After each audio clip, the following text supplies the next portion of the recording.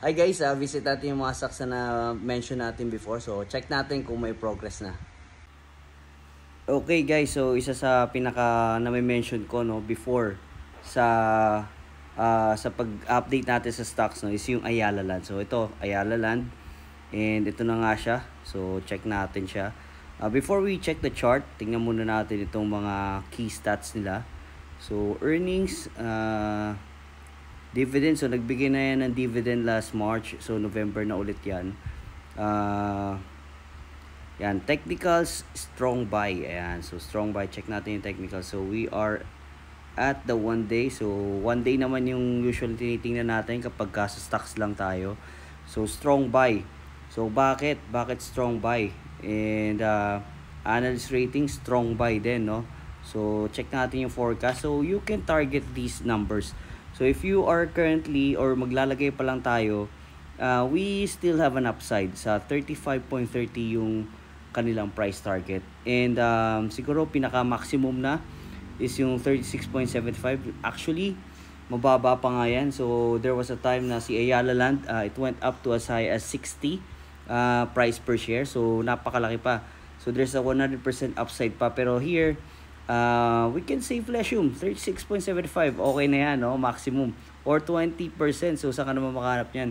20% ng iyong capital. And these Ayala Land shares, this Ayala Land na stock, this is the kind of stock or a company na pwede mong puruhan, pwede mong volumean, pwede mong lagyan talaga ng todo, no? So pero syempre risk management, there should be some asset allocation, like maximum na siguro 10 or 20% of your total portfolio, but it's still a lot for one stock or one company, no?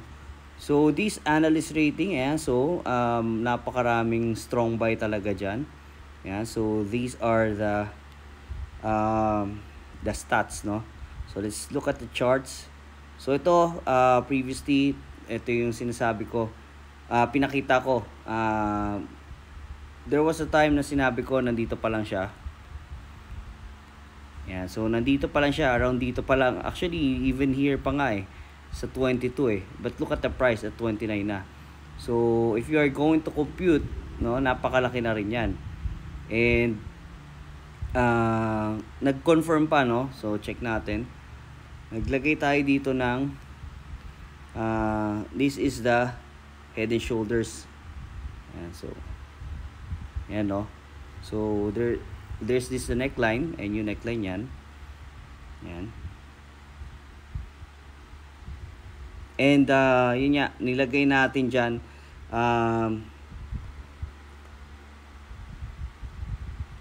So again, we are not recommending anything here. We are just showing you and keeping you informed to make an informed decision, no? So we do trade signals sa forex and everything, pero here in stocks, we are just showing you information.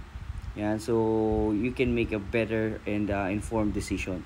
So yan, sinasabi natin, yung neckline, nabutas niya here. So nabutas niya yan dyan, nag-breakout siya. And then there was a retest here. So, or a retest here. So kung na-miss nyo to, pwede dito. So if you do some breakout strategy, no? So let's say retest nga, it's nakita natin dito nag-breakout, tas nag-retest siya dito sa neckline. So we could have entered here, and then we can set our stop loss here and look left. So look at the significant, yung mga significant natin na resistance. So breakout upon breakout. So there's another breakout here. So there's another breakout here. So yan, pantay sila dyan, but it went up na at 29.40. So we are targeting the nearest 31, but we can go as high as 38, no, as per technicals. So there's a resistance here, na pwede niyang balikan. Ayan yung TP2 natin. So, and fundamentally, Ayala Land is a beneficiary of a Fed interest rate cut. So, pag nag-cut ng interest rate si Fed, so lahat ng bansa yan, most probably magsusunuran including Philippines. And kapag mas mababa ang interest rate, mas maraming makaka-afford ng homes, and also they can also borrow na mas maliit, no, yung interest. So that's the primary goal, and that's the uh, benefit of having a low interest rate. So yung mga companies like properties, since it's a highly or high capital na business, so they can borrow at a minimal cost. Yeah, so or mas mababa yung cost niya as compared before na mataas pa interest rate. So those are just still on assumption, still on the news. So kaya lumilipad itong mga stocks na to. But once na si Fed ay tuluyan nang nagbaba ng interest rate, probably we can have some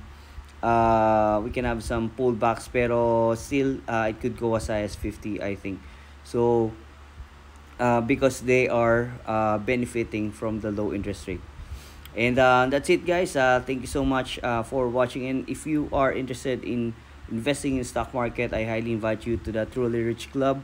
So nandyan lang yung link niya sa description box below or sa bio natin. See you guys there.